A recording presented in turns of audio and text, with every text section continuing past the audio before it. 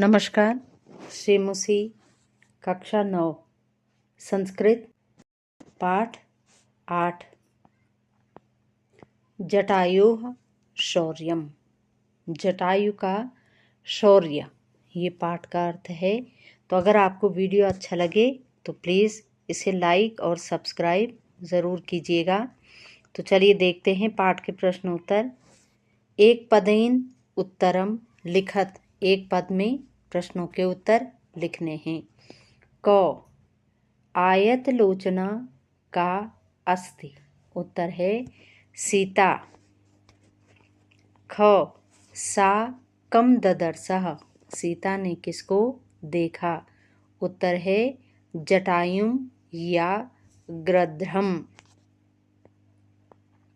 ग खगोत्तमः कीदृशीं गिरं व्याजहारः, उत्तर है शुभाम।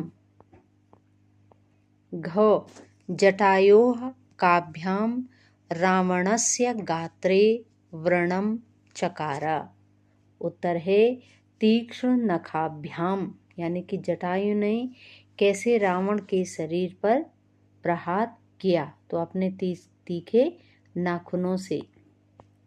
गौ अरिंदमः खगाधीपः कति बाहून व्यपाहरत, उत्तर है 10, यानी कि जटायु ने रावण की भुजाओं पर, कितनी भुजाओं पर उसने क्या किया, प्रहार किया, तो उत्तर है 10 भुजाओं पर।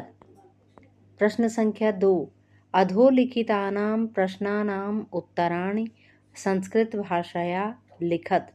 इन प्रश्नों के उत्तर क्या हैं, संस्कृत भाषा में लिखने हैं।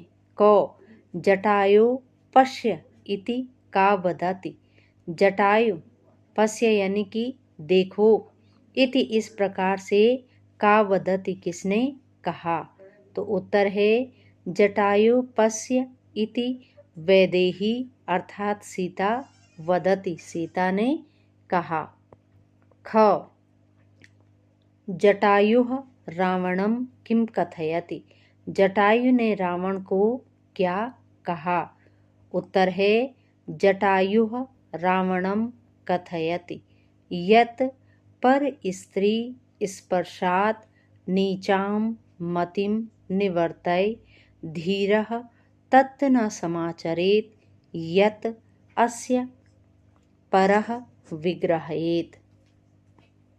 ग क्रोधवशात् रावणः किं कर्तुम् उदयतः अभवत्, उत्तर है क्रोधवशात् रावणः वैदेहीं वामेन अंकेन संपरिष्वज्य जटायुं तलेन आशु अभिजघान। घ पतगेश्वरः रावणस्य कीदृशं चापं ससरं बभंज, उत्तर है पतगेश्वरः रावणस्य मुक्तामणिविभूषितं चापं ससरं बभंज। गौ जटायुः केन वामबाहु दशति, उत्तर है जटायुः तुंडेन वामबाहु दशन्ति। प्रश्न संख्या 3 उदाहरणम् अनुसृत्य णिनि प्रत्यय प्रयोगम कृत्वा पदानि रचयत, यानी कि उदाहरण के अनुसार हमने णिनि प्रत्यय का क्या करना है, प्रयोग करके शब्द बनाने हैं। तो यथा जैसे गुण शब्द में णिनि प्रत्यय जुड़ने से बना है गुणिन अर्थात गुणी। दूसरा है दान में णिनि प्रत्यय जोड़ा है तो क्या बनेगा, दानिन अर्थात दानी। तो अब देखिए हैं क कवच धन णिनि कवचिन, यानी कि कवची। ख सरह धन णिनि शरिन, यानी कि सरी। ग कुशल धन णिनि कुशलिन अर्थात कुशली। घ धन धन णिनि धनिन अर्थात धनी। गौ दंड धन ऋणी दंडिन अर्थात दंडी। फिर है रावणस्य जटायोस्य विशेषणानि सम्मिलित रूपेण लिखितानि तानि पृथक पृथक कृत्वा लिखत। यानी कि जटायु और रावण के लिए जो विशेषण आने हैं उनको हमने क्या है अलग अलग करके लिखने हैं कि ये जो विशेषण कौन सा रावण के लिए आया और कौन सा जटायु के लिए आया। तो देखते हैं यथा जैसे रावण और जटायु में है तो रावण के लिए क्या कहा गया युवा और जटायु के लिए वृद्धा यानी कि जटायु बूढ़ा हो गया था। अब है इधर रावण के हैं विशेषण और इधर जटायु के हैं। तो रावण के लिए कहा गया युवा जटायु के लिए वृद्धा। दूसरा कहा गया शशरः फिर जटायु के लिए कहा गया महाबलः। हताश्वः जटायु के लिए कहा गया पतग सत्तमः। भग्नध्वन्वा जटायु के लिए कहा गया महागृद्धः। रावण के लिए कहा गया क्रोध मूर्छितः। जटायु के लिए कहा गया खगाधीपः। शरथः और जटायु के लिए कहा गया पतगेश्वरः। फिर रावण के लिए कवची भी आया है और शरी भी आया है। प्रश्न संख्या 4 क स्तंभे लिखितानां पदानां पर्यायाः ख स्तंभे लिखिता। क स्तंभ में जो पद दिए गए हैं उनको हमने क्या करना है ख स्तंभ से मिलाने हैं। तो कवची का क्या होगा पर्याय पर कवचधारी। आशु का होगा शीघ्रम। विरथः रथ विहीनः। पपात अपतत। भुवि पृथिव्यां।